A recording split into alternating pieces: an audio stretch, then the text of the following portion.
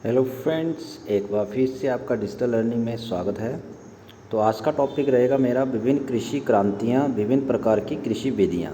मैं यहाँ पे आपको विभिन्न कृषि क्रांतियों के बारे में बताऊंगा कि कौन कौन सी क्रांतियाँ और उसके विभिन्न प्रकार की कृषि विधियाँ जो होगी उनको ही मैं डिस्कस करूँगा इस टॉपिक में। ठीक है, तो वीडियो स्किप नहीं करनी। इंपॉर्टेंट टॉपिक्स हैं, यहाँ से क्वेश्चन बनता ही बनता है। ठीक है, जीके पोर्शंस में तो ध्यान से देखना है। तो सबसे पहले बात करते हैं विभिन्न कृषि क्रांतियों की। ठीक है, तो सबसे पहले क्रांति हमारी हरित क्रांति, तो खाद्यान्न उत्पादन के लिए जानी जाती है। ठीक है, क्वेश्चन पूछा जाता है कि हरित क्रांति जो, ठीक है, किस प्रकार की क्रांति, तो वो खाद्यान्न उत्पादन की क्रांति है। ठीक है, नेक्स्ट बात करते हैं श्वेत क्रांति, तो वो दुग्ध उत्पादन की क्रांति है।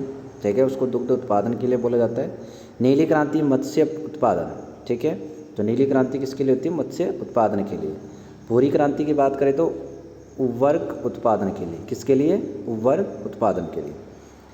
नेक्स्ट बात करें रजत क्रांति, तो अंडा उत्पादन के लिए रजत क्रांति को जाना जाता है। ठीक है, तो आपने ये नाम याद रखने हैं और साथ में क्रांतियाँ याद रखनी है। ठीक है, नेक्स्ट बात करते हैं पीली क्रांति, तो तिलहन उत्पादन के लिए पीली क्रांति का उपयोग होता है। ठीक है, कृष्ण क्रांति को क्या बोला जाता है? बायोडीजल उत्पादन बोला जाता है। ठीक है, नेक्स्ट बात करते हैं लाल क्रांति, तो टमाटर या मांस उत्पादन के लिए क्या बोला जाता है? लाल क्रांति। ठीक है, नेक्स्ट बात करें गुलाबी क्रांति की, तो झींग मछली जो होती है उसके उत्पादन के लिए गुलाब क्रांति। ठीक है, बादामी क्रांति किसके लिए होती है? मसाला उत्पादन के लिए। ठीक है, मसाला उत्पादन के उपयोग के लिए बादामी क्रांति का उपयोग किया गया। ठीक है, नेक्स्ट है सुनहरी क्रांति, तो फल उत्पादन के लिए। ठीक है, तो सुनहरी क्रांति का नाम क्या है? फल उत्पादन के लिए। ठीक है, तो ये फेमस क्रांतियाँ थी आपकी। ठीक है, तो आपने इनके नाम याद रखने, तो इंपॉर्टेंट क्रांतियाँ हैं, क्वेश्चन पूछा जाता है। ठीक है, जैसे हरित क्रांति, श्वेत क्रांति, नीली क्रांति, ठीक है, लाल क्रांति, है ना, कृष्ण क्रांति, सब पूछे जाते हैं। ठीक है, नेक्स्ट बात करते हैं विभिन्न प्रकार की कृषि विधियाँ। ठीक है, यहाँ से भी क्वेश्चन बनता है। तो सेरीकल्चर, ठीक है, सेरीकल्चर को क्या बोला जाता है? रेशम कीट। ठीक है ना, सेरीकल्चर। ठीक है, सेरीकल्चर में किसका उपयोग होता है? रेशम कीट का। एपीकल्चर की बात करें तो मधुमक्खी पालन को एपीकल्चर बोला जाता है। ठीक है, पीसी कल्चर की बात करें तो मत्स्य पालन को पीसी कल्चर बोला जाता है। ओके, फ्लोरिकल्चर, फूलों का उत्पादन को क्या कहा जाता है? फ्लोरिकल्चर बोला जाता है। ठीक है, नेक्स्ट बात करते हैं विटीकल्चर, तो विटीकल्चर अंगूर की खेती को बोला जाता है। ये बात आपने याद रखनी है। हाइड्रोपोनिक्स, जल में पौधों को उगाना। ठीक है, किसमें? जल में पौधों को उगाना। ठीक है, तो हाइड्रोपोनिक्स बोला जाता है उसको। बर्मी कल्चर्स, तो केंचुआ पालन को बर्मी कल्चर्स बोला जाता है। पोमो कल्चर क्या होता है? फलों का उत्पादन। किसका? फलों का उत्पादन। फलों के उत्पादन को क्या बोला जाता है? पोमो कल्चर बोला जाता है। ठीक है, नेक्स्ट बात करते हैं यहाँ पे ओलेरी कल्चर। ओलेरी कल्चर सब्जियों का उत्पादन। ठीक है, मतलब पूछा जाता है कि सब्जी के उत्पादन को क्या कहा जाता है, तो ऑप्शन में ओलेरी कल्चर होगा, तो आप वहाँ पे टिक लगा सकते हो।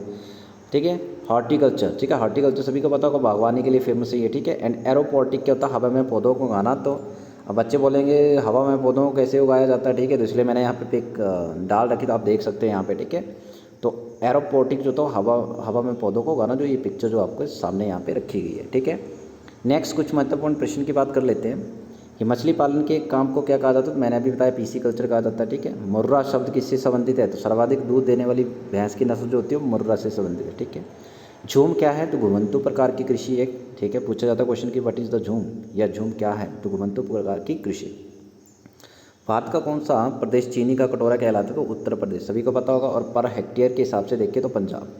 ठीक है, तो कंफ्यूज नहीं होना है, दोनों में कंफ्यूज नहीं होना है। भारत का कौन सा प्रदेश चीनी कटोरे के लिए कहलाता है? तो उत्तर प्रदेश होगा, तो उसको टिक लगा देना है। पर हेक्टेयर से पूछा होगा तो पंजाब का आंसर आएगा। ठीक है, हरित क्रांति का अभिप्राय क्या है? हरित क्रांति का अभिप्राय है फसल उत्पादन में एक वृद्धि होना। ठीक है, ये है आपका हरित क्रांति का अभिप्राय। नेक्स्ट बात करेंगे एग्रीकल्चर प्राइस कमीशन का गठन कब हुआ था? तो 1965 में इसका गठन हुआ था।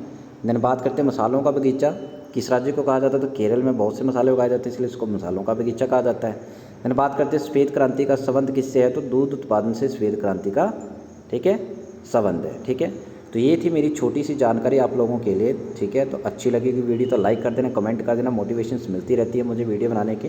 और चैनल को सब्सक्राइब कर लेना ताकि आने वाली वीडियोज़ आपको टाइम से मिलती रहे। धन्यवाद।